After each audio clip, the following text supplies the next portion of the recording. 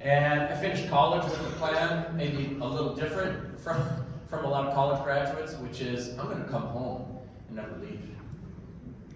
And that's what I did. There's Archie Mosay. He was born in 1901. He was 12 years old the first time he ever saw a white man. That was a native experience, but that was an American experience. And when I met him, he was in a modern house watching WWF SmackDown on the TV and laughing really loud. But I'd gone to see him. I told my parents, I said, I know I graduated from college and everything, but I'm not going to take a job. And I'm also not going to graduate school. I'm going to hang out with my elders and walk the earth. And they're like, oh, that's beautiful. Good luck paying for that, because we are done. And I was like, I just did it anyways. Among other things in this cauldron I grew up in, there was this sense that, like, I could do stuff. So I just did it. So the family motto, even today, is often wrong, but never in doubt. So I went to see Archie, and he shut off the TV, and he said, oh, I've been waiting for you. I said, waiting for me? How could you be waiting for me? You don't know who I am. But he had a dream. I looked like this person in his dream, and that was enough for him. He said, just sleep on the couch.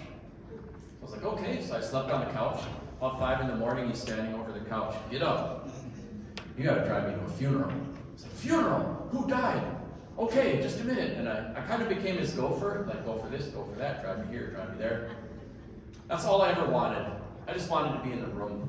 I was so excited about learning our language and culture. Finally, it felt like that stuff could go in the center, where it belonged. So I love this man. I stayed with him until he passed away. I remember driving over to the drum ceremony after he had passed away, and the customs vary a little bit by community, but there they use the drums to bring people out of mourning. And he had always spoken at all of the drum ceremonies.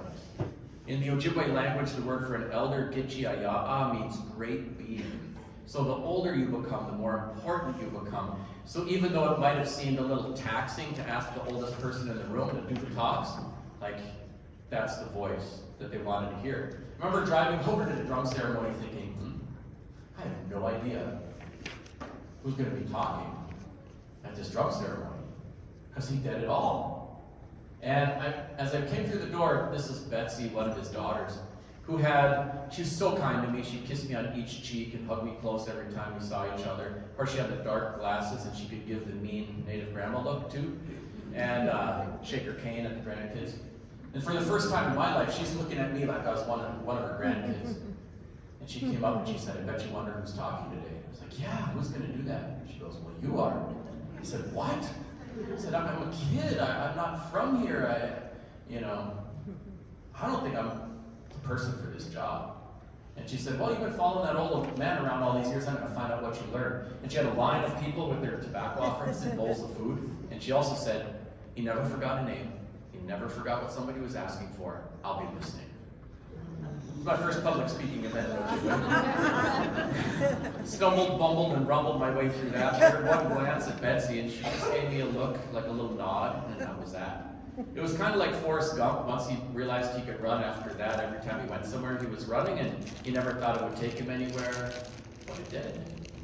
It was kind of like that for me with our language and culture. I really just wanted to be in the room. But eventually, it did take me somewhere. I've been working hard on our language and culture revitalization efforts. I spent about 1/3 of my time just officiating at funerals and naming ceremonies and kind of everything in between. That's all uncompensated just in the traditions of our people, but it's the most important part of what I do. I spent about 1/3 of my time also doing my actual job, which is I'm a professor and teach Ojibwe language, history, culture, things like that, write books. Spend about 1/3 of my time working on diversity, equity, inclusion. They're like 3 strands of a braid. They all feed one another. I remember when my first kid was born. It's so scary being a parent. You know, the #1 job is do not mess your kids up. but you don't get any do-overs, and nobody knows what they're doing. You know I had no idea what I was doing. But I remember thinking, how can I give her this language? I'm just going to have to kind of do what Archie did and just try to use it all the time.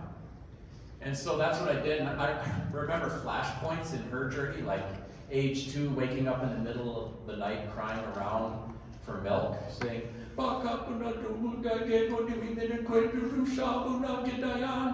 and I looked at my crying baby and said, yes, it's working, it's working.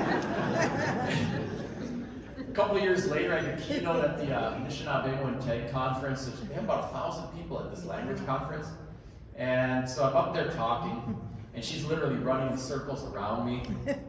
Finally, her little voice catches on the microphone. Boogie, boogin! Just like, I farted! Oh, no! So they loved that. And couldn't hear anything else I had to say after that. But they were all talking. You hear that little kid, she's speaking Ojibwe, something's happening. This is cool. Should have given her the mic to begin with. Today she's been doing some really remarkable work. She teaches our language.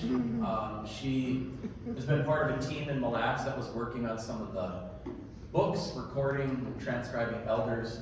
It's been very heartening to see her journey. It's actually possible to restore the intergenerational transmission of our language and culture. And there are lots of people devoting their lives to such an effort.